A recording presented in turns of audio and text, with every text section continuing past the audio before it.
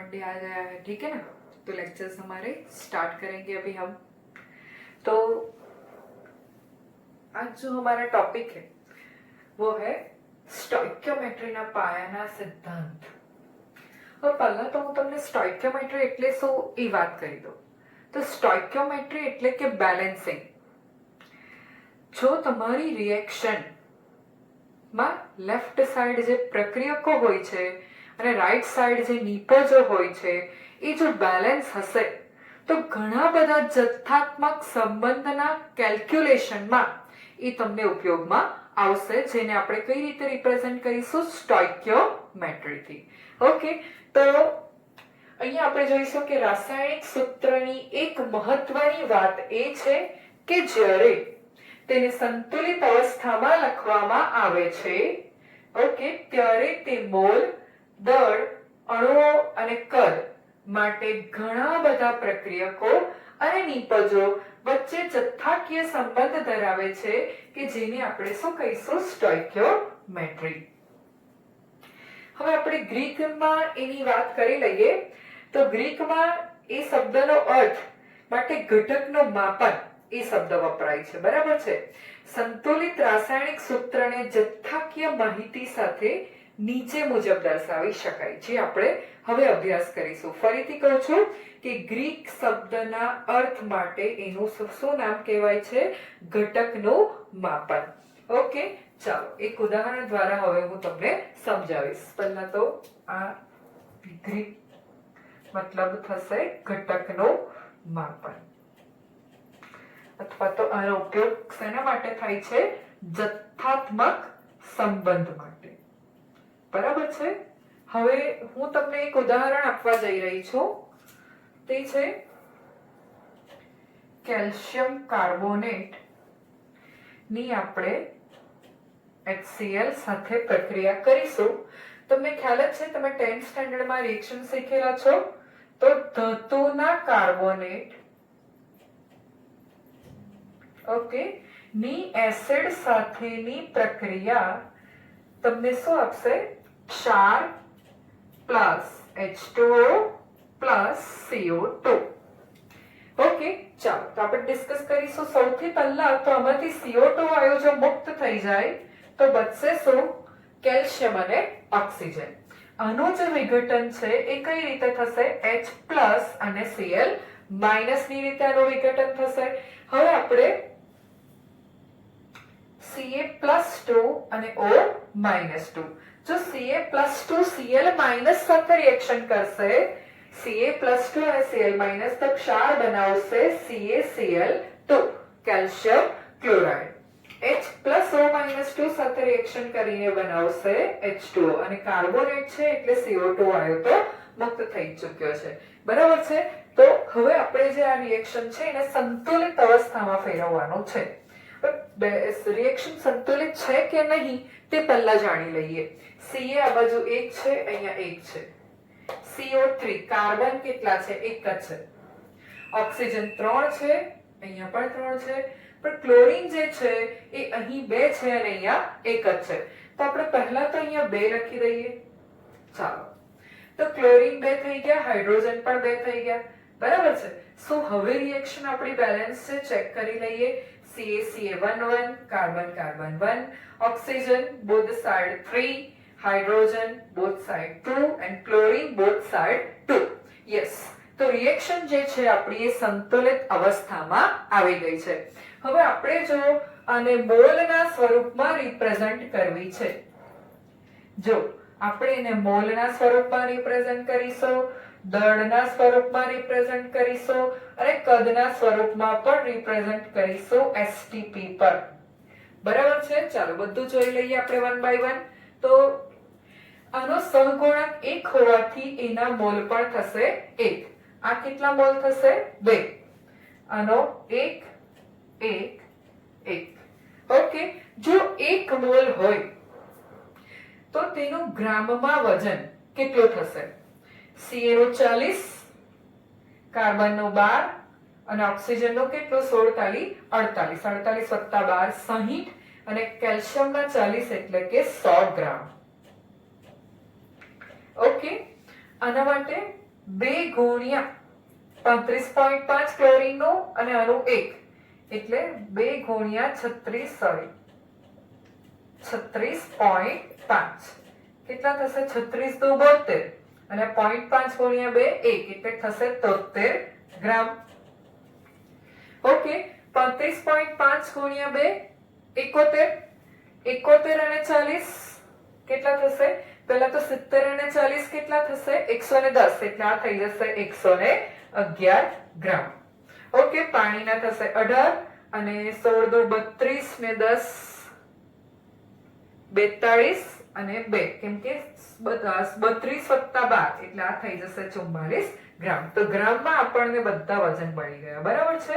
સમજો તમે મોલ ખબર હોય તો તમે એનું દળ ગ્રામમાં શોધી શકો છો.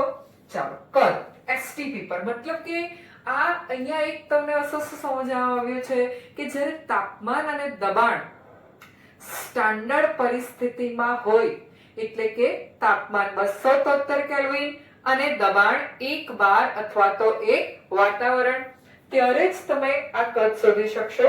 તો એના માટે આપણને સંબંધ કયો જાણવા મળેલો છે? 1 મોલ હોય તો એસટીપી પર તેણે રોકેલો કદ 22.4 લીટર. Okay, done. 2 ગુણ્યા 22.4 એટલે 44.8 લીટર. ઓકે, આ કેટલો થશે? 22.4 અને 22.4 લીટર ની અંદર. બરાબર છે? જનરલી વાયુ હોય, પ્રવાહી હોય તો આપણે એનું કદ હોય છે. ઓકે, પણ ઘન અવસ્થામાં હોય, ઘન અવસ્થામાં તો શું હોય? એનું તળ જ હોય છે. ચાલો, બીજી એક વાત કરી લઉં કે મેં તમને એક એવોગેડ્રોનો સિદ્ધાંત સમજાવેલો, V proportional to N. STPH જેના મોલ સરખા તેના કદ સરખા. તો એવોગેડ્રો અધિતર્ક કહી દેલો હતો એને. તો એવોગેડ્રો અધિતર્કના હિસાબે આપણે કદ ગણીએ તો આનો 1 લીટર 1 વોલ્યુમ એટલે કે 2 લીટર. ઓકે, આ પણ 1 લીટર, આ પણ 1 લીટર અને આ પણ 1 લીટર. ઓકે, અને લીટરને આપણે ml માં ફેરવીશું તો ml ની અંદર આપણને આ કદ કેટલું મળી જશે? 1000 ml, 2000 ml, 1000 ml. આ પણ બંને કેટલા આવી જશે? 1000 ml. ઓકે, તો આ રીતે તમે જોઈ શકો છો કે જો એક વખત પ્રક્રિયા સંતુલિત સ્થિતિમાં હોય તો આપણે એના મોલ ગણ્યા, એનો લીટરમાં એસટીપી સંબંધ કાઢ્યો, એનો એવોગેડ્રો અધિતર્કના આધારે આપણે ગણી કાઢ્યું કદ અને એને ml માં પણ ફેરવી શકીએ છીએ. પણ એક વાત ધ્યાનમાં રાખવાનું કે ગ્રામને સ્ટોઇકિયોમેટ્રી વડે દર્શાવી શકાતો નથી. બરાબર છે? કેમ? કેમ કે તમને એક વસ્તુ ખ્યાલ જ છે કે mole is equal to W by M. બરાબર? તો આ ગ્રામ છે, આ ગ્રામ પર મોલ એટલે 1 મોલ માટે ગ્રામને દર્શાવી વાત બરાબર છે, પણ આ જે ગ્રામમાં દર્શાવેલું વજન જે છે એ બદલાતું રહેશે, એ ફિક્સ રહેવાનું નથી, જેથી આપણે એને સ્ટોઇકિયોમેટ્રી વડે દર્શાવી શકતા નથી. બીજી વાત કે જથ્થાકીય સંબંધને રાસાયણિક સૂત્ર વડે દર્શાવતા તે પણ બધી ગણતરીઓ માટે ખૂબ જ મદદરૂપ થાય, જે ઓલરેડી કીધું છે તમને. અને આ ગણતરી દર્શાવતા ઉકેલને આપણે ઘણી બધી રીતે વર્ગીકૃત કરી શકીએ છીએ. ઓકે, તેને હવે આપણે ડિસ્કસ કરીશું.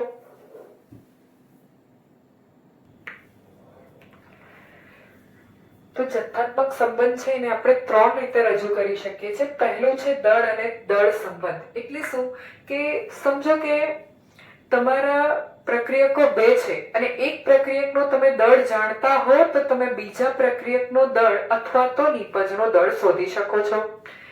બીજું છે કે દળ અને કદ વચ્ચેનો સંબંધ. તો હા, તમે જો પ્રક્રિયકનું દળ જાણતા હો તો તેનો કદ પણ શોધી શકો છો, અથવા 2 પ્રક્રિયકો હોય તો એક પ્રક્રિયકનું કદ દળ જાણતા હો અને બીજા પ્રક્રિયકનું કદ શોધી શકાય છે, જેને આપણે દળ કદ સંબંધ કરશું. અને છેલ્લું છે કે કદ કદ સંબંધ. એટલે શું કે જો 2 પ્રક્રિયકો પૈકી એકનું કદ જાણો છો તો આપણે બીજાનું કદ શોધી શકીએ અને તેના આધારે આપણે નીપજની પણ ગણતરી કરી શકીએ છીએ. તેના માટે ફક્ત આ જે 4 સ્ટેપ છે જેને આપણે ચુસ્ત રીતે ફોલો કરવા પડે. હવે તેમાં પહેલું જે આપણો સ્ટેપ છે એ છે સંતુલિત રાસાયણિક સૂત્ર લખવું, જે ઓલરેડી આપણે લાસ્ટ એક ઉદાહરણ દ્વારા સમજ્યું. એ છતાં આપણે કામ કરીએ એને ઉદાહરણ દ્વારા સમજતા જઈએ.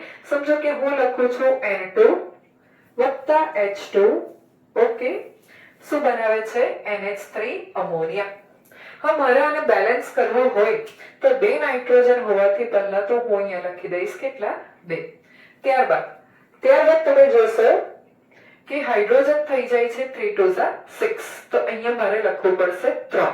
તો ફાઇનલી જે મારું સમીકરણ છે એ સંતુલિત અવસ્થામાં છે એમ હું કહી શકું છું. ઓકે, નેક્સ્ટ, પ્રક્રિયક અને નિપજના મોલ ઓર સંબંધિત દળ વચ્ચેનો સંબંધિત ક્રમ તેના સૂત્રની નીચે લખો. એટલે આની નીચે મારે લખવાનું છે.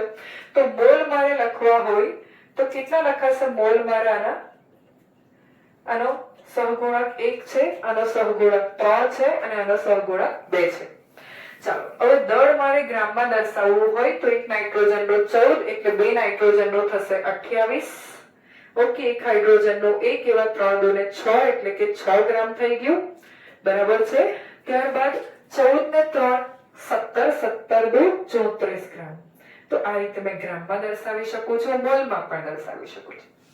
હવે જે વાયુકીય નમૂનાના સંદર્ભમાં તમે જોશો તો અહીંયા મેં એટલે જ આ ઉદાહરણ લીધું છે કેમ કે અહીંયા નાઇટ્રોજન પણ વાયુ છે, હાઇડ્રોજન પણ વાયુ છે અને અમોનિયા પણ વાયુ છે. સમજો કે જો જે કોઈ પ્રક્રિયક વાયુ અવસ્થામાં હોય તો ત્યારે આપણે 1 mall STP means standard temperature and pressure. Standard temperature કેટલું? 273 કેલ્વિન અને standard pressure 1 bar or 1 atmosphere. તો તેના સૂત્રની નીચે લખું. ચાલો, આ સૂત્ર છે તેની નીચે મારે કદ લખવું છે STPA. બરાબર, 1 મોલ હોવાથી મારે લખી શકાશે 22.4. 3 મોલ તો 3 ગુણ્યા 22.4 અને જે આન્સર આવે તે આપણો આ IS અને એ સાનો એકમ શું રહેશે? લીટર. ઓકે, અહીંયા શું આવશે? 2 મોલ હોવાથી 2 ગુણ્યા 22.4 લીટર. ખ્યાલ આવ્યો હશે તમને? ઓકે, લાસ્ટ, જરૂરી ગણતરી માટે એકમ પદ્ધતિનો ઉપયોગ કરવો. એસઆઈ એકમ પદ્ધતિ અને તેના ઉપજાવેલા એકમો પણ જોઈ ચૂક્યા છે, ઘણા બધા પ્રિફિક્સીસ પણ જોઈ ચૂક્યા છે. સમજો કે ભાઈ આન્સર પરથી તમારે ml માં જોઈએ છે. ઓકે, કદ તો કંઈ નથી, આપણે આ એકમ પદ્ધતિનો ઉપયોગ કરીને જવાબને ml માં ફેરવી શકીએ છીએ, દળને kg માં ફેરવી શકીએ છીએ. બરાબર છે. તો આ રીતે આપણે આ ગણતરી કરી શકીએ છીએ. ચાલો, હવે આપણે આ જ વસ્તુ હજી બેલેન્સિંગ જે છે એ દહન પ્રક્રિયાનો ઉપયોગ કરીને સમજવાનું છે.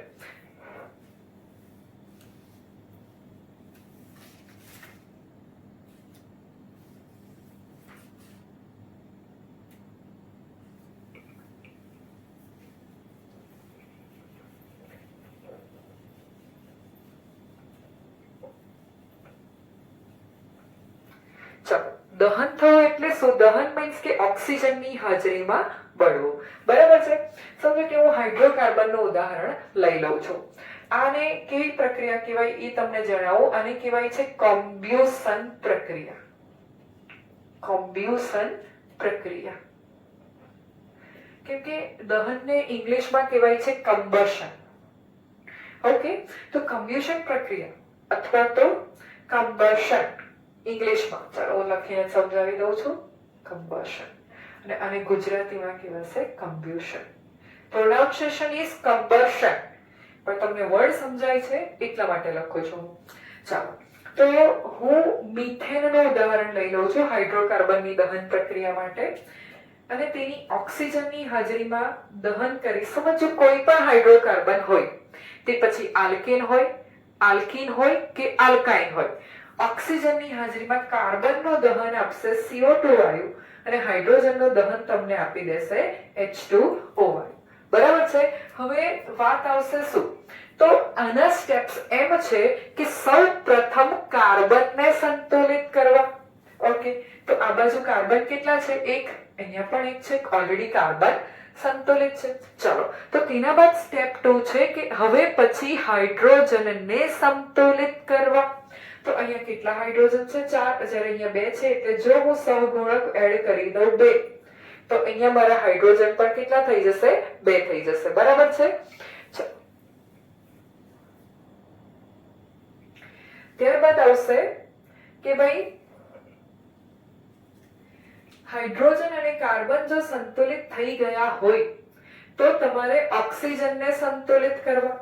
હવે ઓક્સિજનને સંતુલિત કરવા માટે પહેલા તો હું જમણી બાજુએ ગણીશ તો 2 અને 2 4 ઓક્સિજન થયા, જેથી અહીંયા મારે સહગુણક ઉમેરવાનો થશે 2, જેથી મારા અહીંયા ઓક્સિજન પણ સંતુલિત થઈ ગયા છે. બરાબર છે.